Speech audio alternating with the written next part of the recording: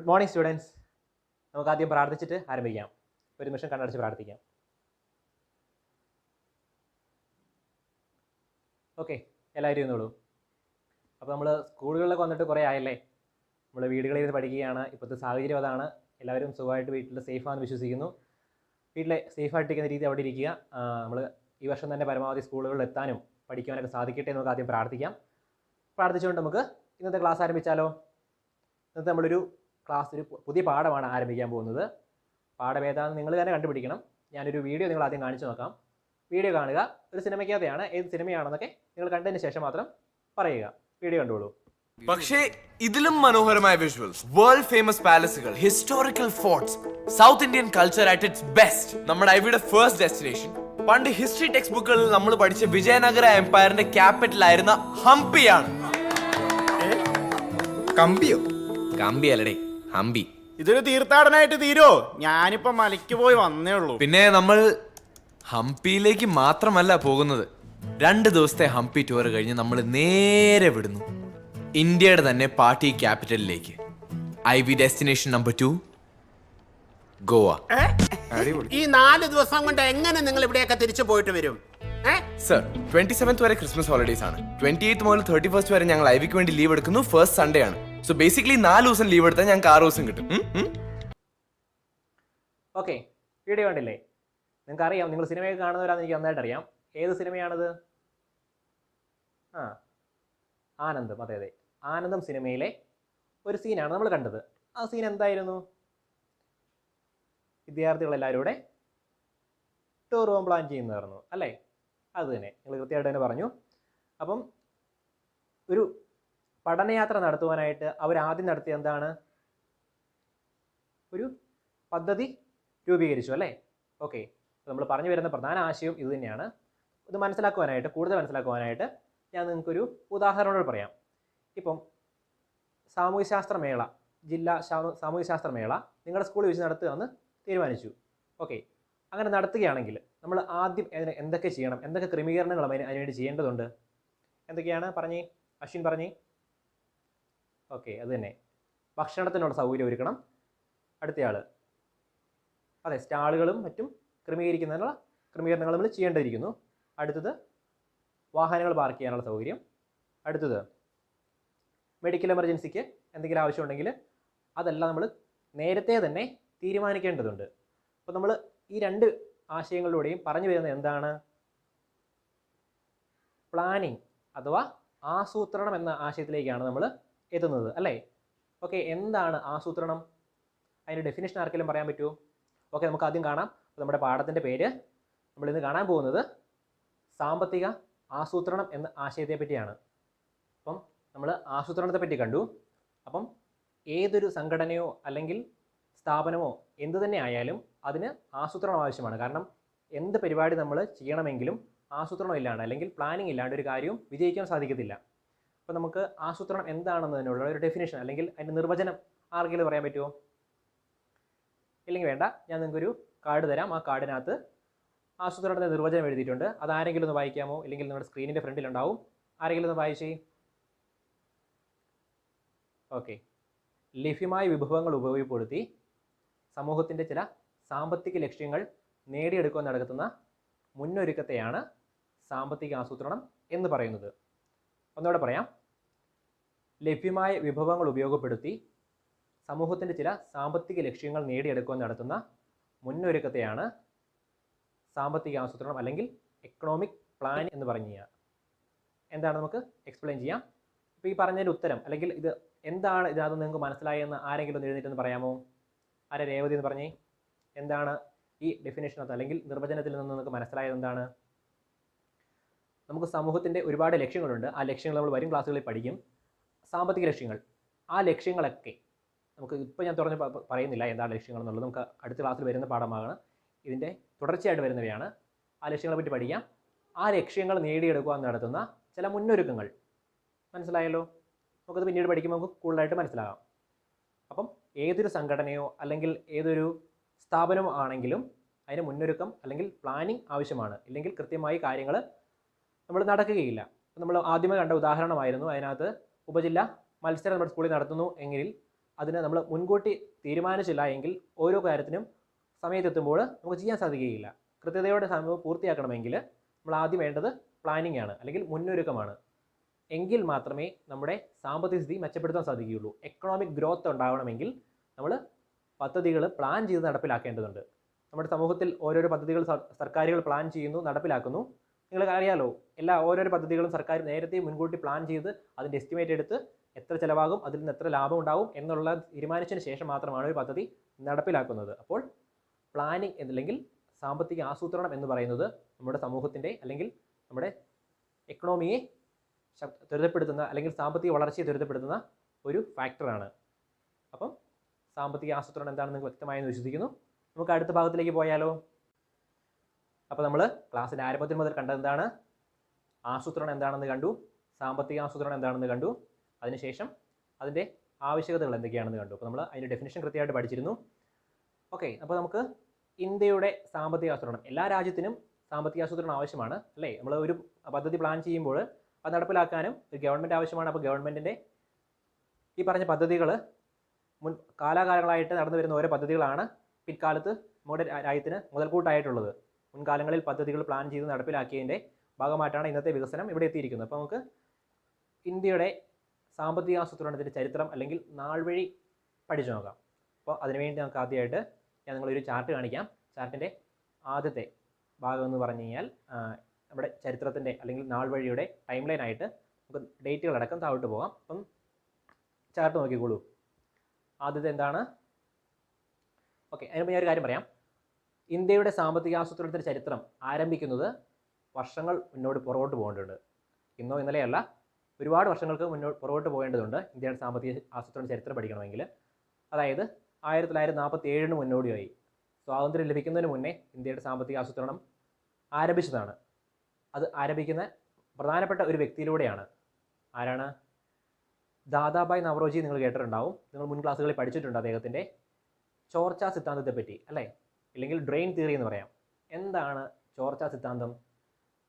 നമുക്ക് ചാർട്ട് നോക്കാം. അതിന് മുന്നോടിയായിട്ട് നമ്മൾ മുൻ ക്ലാസ്സുകളിലെ ഒന്ന് ഓർത്തെടുക്കണമല്ലോ, ഈ പാഠത്തിൽ ആവശ്യമുള്ളവയാണ്. ആരാ ഒന്ന് പറയുന്നേ? ചോർച്ചാ സിദ്ധാന്തം എന്താണെന്ന് പറയാൻ തയ്യാറുള്ള ഒരാൾ ചാടി എഴുതിട്ടെന്ന് പറഞ്ഞേ. ജെറിൻ പറ, എന്താണ് ചോർച്ചാ സിദ്ധാന്തം? അതെ, പക്ഷേ പറയുന്നത് എല്ലാവരും കേട്ടു എന്ന് വിശ്വസിക്കുന്നു. എങ്കിൽ ഞാനൊന്നോട്ട് ആവർത്തിക്കാം.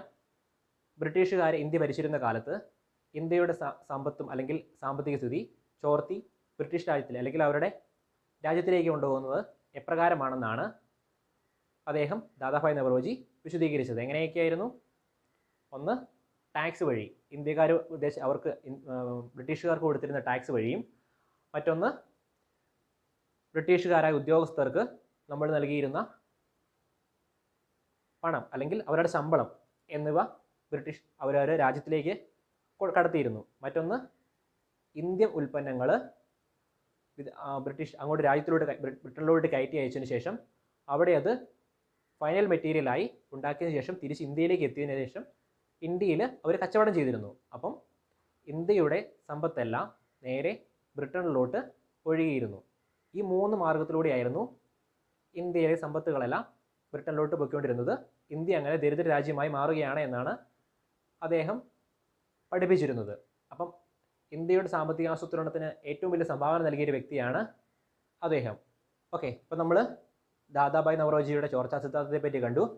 അടുത്ത് നമുക്ക് ചാർട്ടിലേക്ക് പോകാം. ചാർട്ടിലെ വർഷം ആരാന്ന് വായിച്ചേ? ഏതാണത്? 1931. അതെ, 1931 നമ്മുടെ രണ്ടാമത്തെ നാൾവഴിയെ പറ്റി പഠിക്കുകയാണ്. രണ്ടാമത്തെ നാൾവഴി ഏതാണ്? 1931 നടന്നൊരു സംഭവമാണ്. ഇന്ത്യൻ നാഷണൽ കോൺഗ്രസിൻ്റെ കറാച്ചി സമ്മേളനമാണ് 1931 നടന്നത്. ആ സമ്മേളനത്തിലെ പ്രധാന ചർച്ചാ വിഷയം എന്ന് പറഞ്ഞാൽ ഇന്ത്യയുടെ വികസന മുരടിപ്പും അതോടൊപ്പം തന്നെ ബ്രിട്ടീഷ് ചൂഷണവും എങ്ങനെ തടയാം എന്നതായിരുന്നു കറാച്ചി സമ്മേളനത്തിൽ 1931 കറാച്ചി സമ്മേളനത്തിലെ ഇന്ത്യൻ നാഷണൽ കോൺഗ്രസിൻ്റെ പ്രധാന ചർച്ചാ വിഷയം. നമുക്കറിയാം, ഓരോ വർഷവും ഇങ്ങനെ ഇന്ത്യൻ നാഷണൽ കോൺഗ്രസിൻ്റെ ഓരോ സ്ഥലത്ത് വെച്ച് ഇങ്ങനെ സമ്മേളനങ്ങൾ കൂടാറുണ്ട്. കറാച്ചി സമ്മേളനം, ലാഹോർ സമ്മേളനം എന്നൊക്കെ നിങ്ങൾ കേട്ടിട്ടുണ്ടല്ലോ. എന്നത് പറഞ്ഞ പോലെയായിരുന്നു 1931 ഈ സമ്മേളനത്തിൽ വെച്ചുകൊണ്ട് ഇന്ത്യയുടെ വികസന മുരടിപ്പിനെ തടയാമെന്നതായിരുന്നു അവരുടെ പ്രധാനപ്പെട്ട ചർച്ചാ വിഷയം. ഈ ചർച്ചയിൽ ഉരുത്തിരിഞ്ഞ കാര്യങ്ങൾ എഴുതി രേഖപ്പെടുത്തുകയും പിൽക്കാലത്ത് ഇന്ത്യയുടെ സാമ്പത്തിക സ്ഥിതി അല്ലെങ്കിൽ എക്കോണമി രൂപീകരിച്ച സമയത്ത്, പ്ലാനിംഗ് കമ്മീഷൻ രൂപീകരിച്ച സമയത്ത് അതിലോട്ട് ഇതിലെ ആശയങ്ങൾ എടുത്തിട്ടുണ്ട് എന്ന് നമുക്ക് പിന്നീട് കാണാൻ സാധിക്കും. അപ്പം ദാദാഭായ് നവറോജിക്ക് ശേഷം ഇന്ത്യയുടെ സാമ്പത്തിക ആസൂത്രണത്തിന് പ്രധാന പങ്ക് വഹിച്ച മറ്റൊരു വലിയ സംഭവമായിരുന്നു 1931 ഇന്ത്യൻ നാഷണൽ കോൺഗ്രസിൻ്റെ കറാച്ചി സമ്മേളനം. അതിൻ്റെ ബാക്കിയായിട്ടാണ് 1938 ഒരു സമിതി, പ്ലാനിംഗ് സമിതി അല്ലെങ്കിൽ ആസൂത്രണ സമിതി, ദേശീയ ആസൂത്രണ സമിതി നെഹ്റുവിൻ്റെ നേതൃത്വത്തിൽ രൂപീകരിക്കുകയുണ്ടായത്. എന്താണ് ആസൂത്രണ സമിതി അല്ലെങ്കിൽ ദേശീയ ആസൂത്രണ സമിതി 1938 നെഹ്റുവിൻ്റെ നേതൃത്വത്തിൽ സ്ഥാപിച്ചു. അതിൻ്റെയും ഉദ്ദേശം എന്നിരുന്നാൽ ബ്രിട്ടീഷ് ചൂഷണം എങ്ങനെ തടയാമെന്നും അതോടൊപ്പം തന്നെ ഇന്ത്യയുടെ വരുംകാല പദ്ധതികൾ എപ്രകാരമായിരിക്കണം എന്നുള്ളതും, അതെ, ഗാന്ധിജിയുടെ സ്വപ്നങ്ങളും ഇതിനകത്തുണ്ടായിരുന്നു. ഗാന്ധിജിയെ ആ സമയത്ത് നെഹ്റുവുമെല്ലാം ഒരുമിച്ച് പ്രവർത്തിച്ചവരെ നിങ്ങൾക്ക് അറിയാമല്ലോ. അപ്പോൾ ഗാന്ധിജിയുടെ സ്വപ്നങ്ങളും അതോടൊപ്പം തന്നെ നെഹ്റു സ്വയമേവ ചെയ്ത പ്ലാനിങ്ങോട് കൂടിയാണ് ഇതിൻ്റെ ആശയങ്ങളും മുന്നോട്ട് പോയിരുന്നത്. അപ്പം 1938 ദേശീയ ആസൂത്രണ സമിതിക്ക് ശേഷം അടുത്ത വർഷം ഏതാണെന്ന് ചാർട്ട് നോക്കി നിങ്ങൾ പറഞ്ഞേ, ഏതാണ്? 1944. ഓക്കെ, 1944 ബോംബെ നഗരത്തിൽ, ഇന്ത്യയിലെ ബോംബെയിലെ നഗരത്തിൽ ഒരു കൂട്ടം വ്യവസായികൾ ഒരു മീറ്റിംഗ് സംഘടിപ്പിച്ചു. ഏതൊക്കെയായിരുന്നു വ്യവസായികൾ എന്നറിയാമോ? ടാറ്റ, ബിർള എന്നടങ്ങുന്ന വലിയൊരു സംഘമായിരുന്നു ആ മീറ്റിംഗ് സംഘടിപ്പിച്ചത്. അതിനകത്തും ഇന്ത്യയുടെ വരുംകാല പദ്ധതികൾ അല്ലെങ്കിൽ ഇന്ത്യയുടെ വികസനത്തിനായിട്ട് എന്തൊക്കെ പദ്ധതികൾ രൂപീകരിക്കണം എന്നുള്ളതായിരുന്നു അവരുടെ പ്രധാന ചർച്ച അതിനകത്ത് സംഘടിപ്പിച്ചിരുന്നത്. അതിനകത്ത് ഉരുത്തിരിഞ്ഞ കുറേ ആശയങ്ങളായിരുന്നു ഒരു ബാലൻസ്ഡ് ഇക്കോണമി ഇന്ത്യയിൽ ഉണ്ടാകുക, അതോടൊപ്പം തന്നെ കൃഷിക്കും അതോടൊപ്പം തന്നെ അതിനോടൊപ്പം വ്യവസായത്തിനും കൂടുതൽ പ്രാധാന്യം നൽകുക എന്നിവയൊക്കെ അവരുടെ ചർച്ചയിലൂടെ ആവിഷ്കരിക്കുകയുണ്ടായി. അത് ഇന്ത്യ ഗവൺമെൻറ് പിന്നീട് സമർപ്പിക്കുകയും അങ്ങനെ ഇന്ത്യയുടെ വളർച്ചയ്ക്ക്, വികസനത്തിന് അത് കൂടുതൽ മുതൽക്കൂട്ടാവുകയും ചെയ്തു എന്നുള്ളത് ചരിത്രപരമായ വസ്തുതയാണ്. അപ്പം 1938 ശേഷം ഇന്ത്യയുടെ സാമ്പത്തികാസൂത്രണ ചരിത്രത്തിൽ സ്വാധീനിച്ച മറ്റൊരു വലിയ സംഭവമായിരുന്നു 1944 ബോംബെ പദ്ധതി. ഒരു കൂട്ടം വ്യവസായികൾ ബോംബെ നഗരത്തിൽ മീറ്റിംഗ് കൂടി എന്ന് പറഞ്ഞു. അവരുടെ ആ പദ്ധതിയെ പിൽക്കാലത്ത് അറിയപ്പെട്ടത് ബോംബെ പദ്ധതി എന്ന പേരിലാണ് പിൽക്കാലത്ത് അറിയപ്പെടുകയുണ്ടായത്. അതിനുശേഷം ബോംബെ പദ്ധതിക്ക് ശേഷം ഇന്ത്യയുടെ സാമ്പത്തിക ആസൂത്രണത്തെ കൂടുതൽ സ്വാധീനിച്ച ഒന്നാണ് എം.എൻ. റോയിയുടെ, സാമൂഹ്യ പ്രവർത്തകനായിരുന്ന എം.എൻ. റോയിയുടെ പീപ്പിൾസ് പ്ലാൻ അല്ലെങ്കിൽ ജനകീയ പദ്ധതി എന്ന പേരിൽ പിന്നീട് അറിയപ്പെടുന്നു. എന്തായിരുന്നു അദ്ദേഹത്തിൻ്റെ പീപ്പിൾസ് പ്ലാൻ? പ്രമുഖ സാമൂഹ്യ പ്രവർത്തകനാണ് അദ്ദേഹം നടത്തിയ ചില പ്ലാനിങ്ങിൻ്റെ അടിസ്ഥാനത്തിൽ ഇന്ത്യയിലെ ജനങ്ങൾക്ക് ഈക്വലായിട്ട്, അതായത് ഇന്ത്യ ഒരു കാർഷിക രാജ്യമാണ്. അപ്പോൾ കാർഷികവൃത്തിയിലൂടെയാണ് ഇന്ത്യ കൂടുതൽ സമ്പത്ത് നേടിയിരുന്നത്. അപ്പം പ്രൊഡക്ഷൻ കൂട്ടുക അല്ലെങ്കിൽ ഉൽപ്പാദനം കൂട്ടിയതിന് ശേഷം ആ ഉൽപ്പാദനത്തിൻ്റെ പങ്ക് കൃത്യമായി അല്ലെങ്കിൽ ഈക്വലായിട്ട് അല്ലെങ്കിൽ തുല്യമായിട്ട് ഇന്ത്യയിലെ ഓരോ ജനങ്ങൾക്കും എത്തിക്കുക എന്നതായിരുന്നു അദ്ദേഹത്തിൻ്റെ പദ്ധതിയുടെ പ്രധാന ആശയം. 10 വർഷം കൊണ്ട് ആ ആശയങ്ങൾ പൂർത്തിയാക്കുക എന്നതായിരുന്നു അദ്ദേഹം പറഞ്ഞു വെച്ചിരുന്നത്. അദ്ദേഹത്തിൻ്റെ പേരെന്താണ്? ആരാത് പറഞ്ഞ്? പീപ്പിൾസ് പ്ലാൻ അല്ലെങ്കിൽ ജനകീയ പദ്ധതി ആസൂത്രണം ചെയ്ത വ്യക്തിയുടെ പേര് എം.എൻ. റോയ്. ഓക്കെ, എം.എൻ. റോയിയുടെ പദ്ധതി അനുസരിച്ച് 10 വർഷം കൊണ്ട് ചില സാമ്പത്തിക ലക്ഷ്യങ്ങൾ നേടിയെടുക്കുക, അതോടൊപ്പം തന്നെ ഒരു ജനങ്ങൾക്കിടയിലേക്ക് തുല്യമായി ഉൽപ്പാദനം നടത്തിയ വസ്തുതകൾ എത്തിക്കുക എന്നതായിരുന്നു അദ്ദേഹത്തിൻ്റെ പീപ്പിൾസ് പ്ലാനിൻ്റെ പ്രധാന ആശയം. ഇതിനുശേഷം അടുത്ത വർഷം എന്ന് പറഞ്ഞാൽ ഏതാണ്? 1948.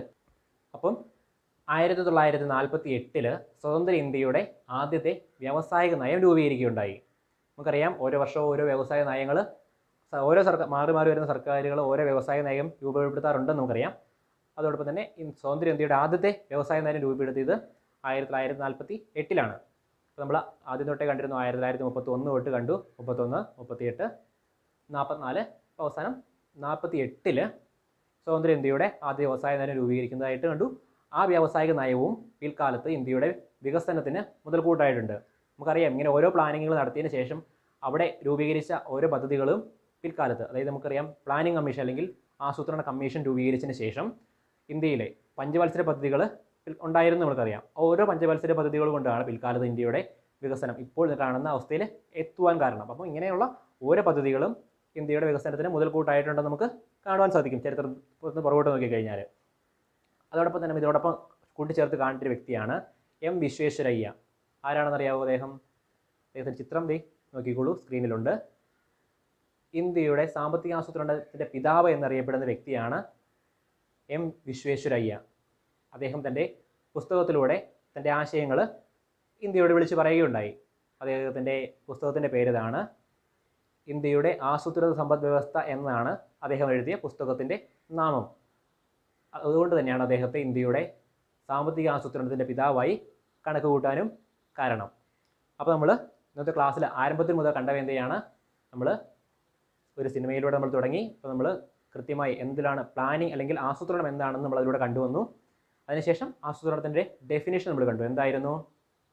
ലഭ്യമായ വിഭവങ്ങൾ ഉപയോഗപ്പെടുത്തി സമൂഹത്തിലെ ചില സാമ്പത്തിക ലക്ഷ്യങ്ങൾ നേടിയെടുക്കാൻ നടത്തുന്ന മുന്നൊരുക്കത്തെയാണ് സാമ്പത്തിക ആസൂത്രണം എന്ന് പറയുന്നത് എന്ന് നമ്മൾ സാമ്പത്തിക ആസൂത്രണത്തിൻ്റെ ഡെഫിനേഷനായിട്ട് അല്ലെങ്കിൽ നിർവചനമായിട്ട് നമ്മൾ കണ്ടു. അതിനുശേഷം പിന്നീട് നമ്മൾ കണ്ടത് മുഴുവനും ഇന്ത്യയുടെ സാമ്പത്തിക ആസൂത്രണത്തിൻ്റെ ചരിത്രമായിരുന്നു. എന്തൊക്കെയായിരുന്നു ചരിത്രം, അല്ലെങ്കിൽ ഏതൊക്കെ വർഷങ്ങളായിരുന്നു? 1931 കറാച്ചി സമ്മേളനത്തിലെ പ്രധാന ചർച്ചാ വിഷയം നമ്മൾ കണ്ടു. അതിന് മുന്നോടിയായി നമ്മളൊരു കാര്യം ഇവിടെ കണ്ടിരുന്നു. എന്തായിരുന്നു? ഒരു വ്യക്തിയെപ്പറ്റി കണ്ടിരുന്നു. ആരായിരുന്നു? ഡ്രെയിൻ തിയറി അല്ലെങ്കിൽ ചോർച്ചാ സിദ്ധാന്തം അവതരിപ്പിച്ച വ്യക്തി. അദ്ദേഹത്തിൻ്റെ പേരെന്താണ്? ദാദാഭായ് നവറോജി. ശരിയാണ്. അപ്പോൾ ദാദാഭായ് നവറോജിയുടെ ചോർച്ചാ സിദ്ധാന്തം ഇന്ത്യയുടെ സാമ്പത്തിക വികസനത്തിന് മുതൽക്കൂട്ടായിട്ടുണ്ട്. അതിനുശേഷം 1931 കറാച്ചി സമ്മേളനത്തിലെ, അതായത് ഇന്ത്യൻ നാഷണൽ കോൺഗ്രസിൻ്റെ കറാച്ചി സമ്മേളനത്തിലെ പ്രധാന ചർച്ചാ വിഷയം ഇന്ത്യയുടെ വികസന മുരടിപ്പും ബ്രിട്ടീഷ് ചൂഷണവും എങ്ങനെ തടയാം എന്നതായിരുന്നു. അത് പിൽക്കാലത്ത് അതിൽ നടന്ന ഉരുത്തിരിഞ്ഞ ആശയങ്ങൾ ഇന്ത്യയുടെ സാമ്പത്തിക ആസൂത്രണത്തിന് എടുത്തിട്ടുണ്ട്. അതിനുശേഷം 1938 ദേശീയ ആസൂത്രണ സമിതി ആരാണ് രൂപീകരിച്ചത്? ജവഹർലാൽ നെഹ്റു. ഗാന്ധിയുടെ ആശയങ്ങളും അതിനകത്ത് ഉൾപ്പെടുത്തിയിട്ടുണ്ടെന്ന് നമ്മൾ കണ്ടിരുന്നു. അതിനുശേഷം 1944 ബോംബെയിലെ ഒരു പറ്റം വ്യവസായികൾ ഒരുമിച്ച് കൂടി ഒരു മീറ്റിംഗ് കൂടിയിരുന്നു. ആ മീറ്റിങ്ങിൻ്റെ പേരെന്താണ്? ബോംബെ പദ്ധതി. അതെ, ബോംബെ പദ്ധതി. ബോംബെ പദ്ധതിയും ഇന്ത്യയുടെ സാമ്പത്തിക ആസൂത്രണ ചരിത്രത്തെ സ്വാധീനിച്ചിരിക്കുന്നു എന്ന് നമ്മൾ കണ്ടു. അതിനുശേഷം പ്രധാനപ്പെട്ട ഒരു വ്യക്തിയെപ്പറ്റി കണ്ടിരുന്നു. സാമൂഹ്യ പ്രവർത്തകനായിരുന്ന എം എൻ റോയ് ആവിഷ്കരിച്ച പീപ്പിൾസ് പ്ലാൻ അല്ലെങ്കിൽ ജനകീയ പദ്ധതിയും അതിനുശേഷം പിന്നോടിയായിട്ട് വരുന്നുണ്ട്. അത് കഴിഞ്ഞ് നമ്മൾ കണ്ടത് 1948 സ്വതന്ത്ര ഇന്ത്യയുടെ ആദ്യത്തെ വ്യവസായ നയം രൂപീകരിച്ചതായിരുന്നു. ആ വ്യവസായ നയം ഇന്ത്യയുടെ വികസനത്തിനെ ഒരുപാട് സ്വാധീനിച്ചു എന്ന് നമ്മൾ കണ്ടു. അതിനുശേഷം നമ്മൾ കണ്ടത് ഒരു പ്രധാനപ്പെട്ട വ്യക്തിയെപ്പറ്റി കണ്ടിരുന്നു. അദ്ദേഹം ഇന്ത്യയുടെ സാമ്പത്തിക ആസൂത്രണത്തിൻ്റെ പിതാവ് എന്നറിയപ്പെടുന്ന ആളായിരുന്നു. അദ്ദേഹത്തിൻ്റെ പേരെന്താണ്? എം വിശ്വേശ്വരയ്യ. അദ്ദേഹം ഒരു പ്രധാനപ്പെട്ട പുസ്തകം എഴുതിയിരുന്നു. ആ പുസ്തകത്തിലൂടെയാണ് അദ്ദേഹം തൻ്റെ ആശയങ്ങൾ നമ്മളോട് പറഞ്ഞിരുന്നത്. എന്തായിരുന്നു ആ പുസ്തകത്തിൻ്റെ പേര്? ഇന്ത്യയുടെ ആസൂത്രിത സമ്പദ് വ്യവസ്ഥ എന്നതായിരുന്നു അദ്ദേഹം എഴുതിയ പുസ്തകം. അപ്പം നമ്മൾ കണ്ട ഈ ചരിത്രം നമ്മൾ കൃത്യമായി ഓർത്തിരിക്കുക. അപ്പോൾ നമ്മൾ ഇന്നത്തെ ക്ലാസ്സിൽ കണ്ടവ എന്തൊക്കെയാണെന്ന് നിങ്ങൾ ഓർത്തിരിക്കുക. അപ്പോൾ നമുക്ക് അടുത്ത ക്ലാസ്സിൽ അത് ആവശ്യമുണ്ട്. ഇതിൻ്റെ ബാക്കിയായിട്ടാണ് നമ്മൾ അടുത്ത ക്ലാസ്സിൽ വരിക. നമ്മൾ കണ്ട കുറച്ച് മുൻ ആദ്യം പറഞ്ഞിരുന്ന ഡെഫിനേഷനകത്ത് പറഞ്ഞിരുന്ന ചില ലക്ഷ്യങ്ങളുണ്ട്. അത് അടുത്ത ക്ലാസ്സിൽ വരും. അപ്പോൾ നമ്മൾ അടുത്ത ക്ലാസ്സിൽ അത് കാണേണ്ടതുണ്ട്. അതുകൊണ്ട് കൃത്യമായി പഠിക്കുക. അപ്പം എന്ത് കണ്ട ഈ ക്ലാസ്സിൻ്റെ അടിസ്ഥാനത്തിൽ ഈ ചാർട്ട് നോക്കിക്കേ. ഇതൊന്ന് പൂർത്തിയാക്കാൻ പറ്റുമല്ലോ. ഏതൊക്കെയാണ് നോക്കിക്കേ. ഇതിനകത്ത് കുറേ വർഷങ്ങളുണ്ട്. വർഷങ്ങളനുസരിച്ച് നമ്മൾ ചരിത്രം കണ്ടിരുന്നു. ഒരു ടൈം ലൈൻ എന്ന രീതിയിൽ ഇത് പൂർത്തിയാക്കുക. ഓരോ വർഷത്തിനനുസരിച്ച് ആ വർഷത്തിൽ നടന്ന സംഭവം എന്താണെന്ന് കൃത്യമായി പഠിച്ചതിന് ശേഷം ഇത് പൂർത്തിയാക്കി അടുത്ത ക്ലാസ്സിൽ കൊണ്ടുവരിക. അടുത്ത ഒരു ആക്ടിവിറ്റി ആയിട്ട് ഇന്ത്യയുടെ സാമ്പത്തിക ആസൂത്രണത്തെ സ്വാധീനിച്ച കുറേ വ്യക്തിത്വങ്ങൾ നമ്മൾ കണ്ടിരുന്നു. ആരൊക്കെയായിരുന്നു? എം വിശ്വേശ്വരയ്യയെ അവസാനമായി കണ്ടു. എം എൻ റോയിയെ പറ്റി കണ്ടിരുന്നു. ജവഹർലാൽ നെഹ്റുവിനെ പറ്റി കണ്ടിരുന്നു. അതിന് മുന്നോടിയായിട്ട് ദാദാഭായ് നവറോജിയെ പറ്റി കണ്ടിരുന്നു. ഇവരുടെ എല്ലാം ചിത്രങ്ങൾ ശേഖരിച്ച് ഒരു ആൽബം തയ്യാറാക്കുക. ചെയ്യാമല്ലോ? ബുദ്ധിമുട്ടൊന്നുമില്ലല്ലോ. അപ്പോൾ നമ്മൾ ഈ കണ്ട ക്ലാസ്സിൻ്റെ അടിസ്ഥാനത്തിൽ ഇവയെല്ലാം ചെയ്യുക. നമുക്ക് അടുത്ത ക്ലാസ്സിൽ കാണാം.